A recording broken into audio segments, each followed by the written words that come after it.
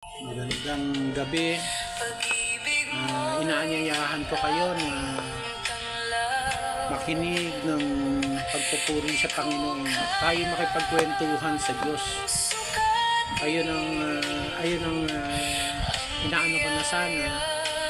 Imbis na chismisan, yung kwentuhan sa Diyos, tayo'y manalangin habang nagpupuri.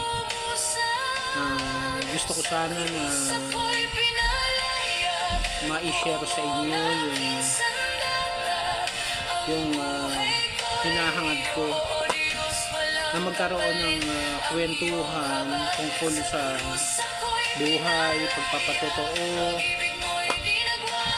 at saka pananampalataya natin, at magkaroon ng kagalingan sa ating mga panalangin. Pwedeng mag-live ang ganitong first vlog. Kailangan po pala ng 50 subscriber pa bago makapag-live. Gusto ko po sana mag-live.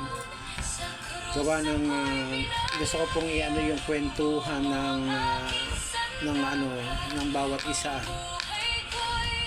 pero sa paraang pagpupuri. Yung pagpupuri na habang nakikinig ka ng tugtog ng pagpupuri, ay gagawin natin yung pakikipag-usap sa Diyos, pakikipagkwentuhan sa Diyos. Yun po sana yung layunin ko dito sa channel ko na ito. Pero lagyan na lang po natin muna ng panalangin. Pero humingi po ako sa inyo na sana po kung sino man ang makakapanood ng post ko na to, tulungan nyo naman ako makakuha ng 50 subscriber para po tayo, parang fellowship din po kasi yun habang nakikinig ng panalangin, ay habang nakikinig po ng abit na pagpupuri, andun din po yung panalangin natin sa pakikipag-usap sa Panginoon. Sana po Diyos ko na tulungan nyo kami para magkaroon ng 50 subscriber para makapag-live po.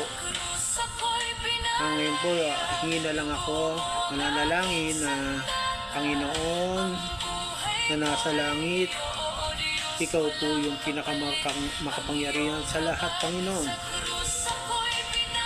Hindi lalapit ko po sa iyo yung mga tao, kasama po ako, na may mga karamdaman, himalaw niyo pong pagalingin. Dumating po sana yung Espiritu po ninyo sa amin at gabayan niyo po kami. Huwag niyo po sana kami pabayaan, Panginoon. Itong kaming naninikluhod sa iyo, Panginoon. Bigyan niyo po kami ng mga himala po na makakagaling sa amin. Yung mga sakit na wala ng pag-asa, bigyan niyo po kami ng himala, Panginoon. Sana po andito ang inyong mga anghel o ang inyong espiritu. Inalalapit ko po sa inyo ang mga taong katulad ko na matatanda na rin, meron ng nararamdaman sa katawan, na mga may sakit na hindi kayang pagilangin ng doktor.